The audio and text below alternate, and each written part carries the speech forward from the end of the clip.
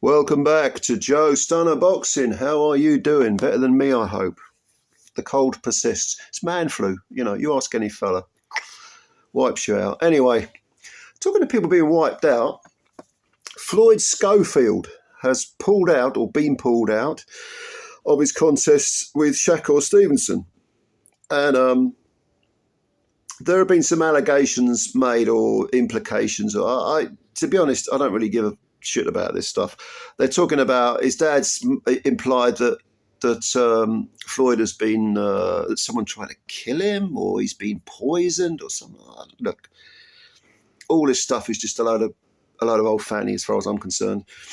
The fact is, he's not fighting, and all the other stuff will come out in the mix anyway.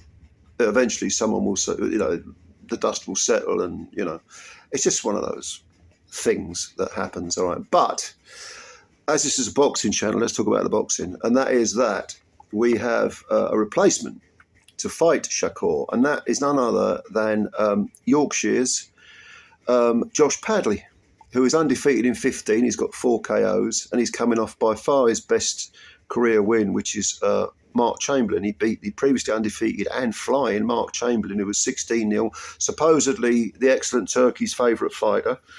Well, he wasn't back in September because he was put on the floor in the 8th round, was it? I think he had a point or two taken off for pushing or holding or something. And Padley was a deserved unanimous decision winner. That was over 10 rounds. So Josh Padley has gone from less than 2 years ago fighting Jimmy first at the Bradford Hotel and beating Jimmy on a points decision.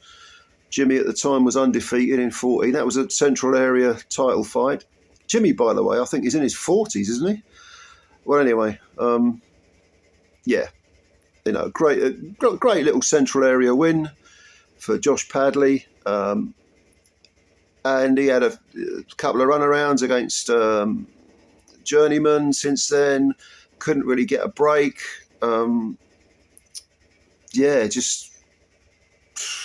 Was sort of floating through his career, I suppose. 29 years of age, Josh is now. But it just shows you get that one big win. And that, don't forget, that was at Wembley Stadium. That was on a big stage. That was the undercard of Mark Chamberlain win, was on the undercard of the Daniel Dubois, Anthony Joshua contest.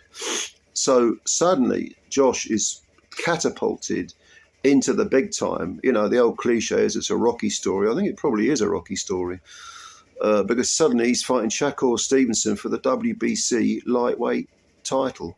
What a dream come true. And I would imagine on a Riyadh card, he's getting some decent money as well, much deserved as well.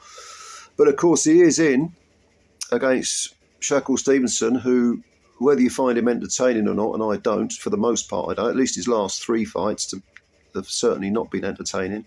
Although he did look pretty good at lower weights. I think since he's moved to lightweight, he's not looked great, really. The Dos Santos fight was very uninspired.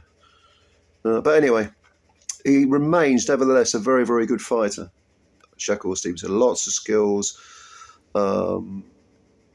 And he has that sort of air of natural talent, That's not to say he doesn't have to work at it. Of course, if you've got talent, you have to hone it, and that means hard work. But sometimes you can have people of lower talent. They can absolutely work their proverbials off, and they still don't go above, area level or whatever. Or maybe they overachieve in life, which is great. Hard work, nothing wrong with that, discipline. But Stevenson, you get the feeling at 27, he's probably in his prime. And with all that talent, he's already a 3-weight belt holder. This is a different stratosphere for Josh Padley. Can Padley win? Look, I'm old enough to have seen Buster Douglas beat Mike Tyson. I'm old enough back in 1986 to see Lloyd Honeyghan go over and beat up Donald Curry. Curry was only considered to be playing second fiddle in terms of pound for pound to Marvin Hagler at the time. And that was considered a colossal upset, one of the great upsets. But having said that, Lloyd Honeyghan was British, Commonwealth and European champ. He won all the belts apart from the world ones, and then he picked up the 3 world ones as well. WBO wasn't around then. The IBF, WBA, WBC champ. I mean, he won the lot. He won everything that he could win in his career, Lloyd Hannigan. And that was considered a colossal upset. Now, for Josh Padley, Central Area champion, to knock off a 3-weight world lightweight champion, WBC lightweight champion, who's in his prime, who's undefeated, that would far exceed, in my opinion, Hannigan beating Curry. But does he have a realistic chance? Realistic chance? No. I don't think so. This is over 12 rounds. Shakur's done the 12 on several occasions. Padley hasn't. The most he's done is 10. I mean, it's you talk about quantum leaps. This is a gigantic leap up. Does he believe he can win it?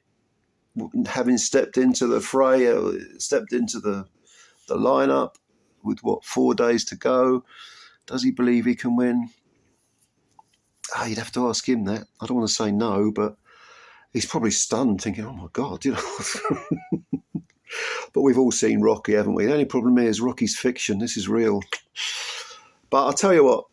I wish you nothing but the very best. I'll make this a 90-10 fight. 90% for Shakur, 10% for Josh. You never know in boxing. You just don't know, do you? I mean, and if Josh goes the distance, I mean, that'll be a moral victory. I always remember Junior Witter coming in and going the distance very late in the day. He came in and fought undefeated Zab Judah and went the distance with him. And he was considered a complete no-hoper. If Josh can do something similar, or if he can, I don't know, maybe floor Stevenson, lose on points, that would be a moral victory. Going the distance would be a moral victory, even if he lost every round. Lyndon Arthur went the distance, of course, with Dimitri Bivol. It's not beyond the realms of possibility that he loses a very gallant effort. But winning, I mean, I'm not even going to go into the styles. Josh is an intelligent fighter, but he's at a certain level. That level being English, British maybe. He looked very good against Chamberlain. But Stevenson, you would expect him to win, if not all the rounds, then most of them. And probably stop Josh if he wants to. But with Shakur, he seems quite content to sort of trundle along, zip in and out, do his thing at the pace that's comfortable for him. He doesn't seem someone who's intent on turning the screws. So I think Stevenson wins. I don't know, probably a stoppage. 8 to 10 rounds. I'll give it that. Yeah, I'll go with 8 to 10 rounds. Why not? What the fuck I'm talking about, to be honest with you. But I think he'll win. But yeah, good luck to Josh Padley. What a dream come true, eh? And hopefully, like I say, he's getting some decent money. Anyway, what do you think of this little rescheduling? There is a curiosity to it. And it doesn't surprise me that Scofield didn't make the fight.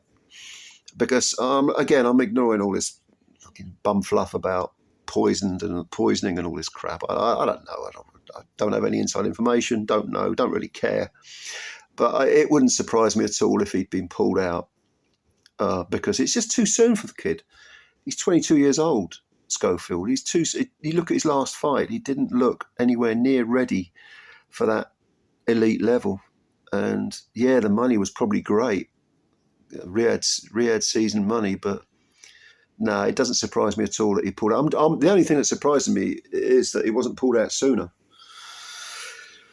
But anyway, let me know what you think. And not just about why Scofield's pulled out, but let me know what you think of Josh Padley's chances against Shakur. Just let me know. Whatever you got in your mind, let me know. All right, ladies and gentlemen. Thank you very much for your time as always. Subscribe to the channel, hit the like button, and have a good evening. Take care. Bye for now.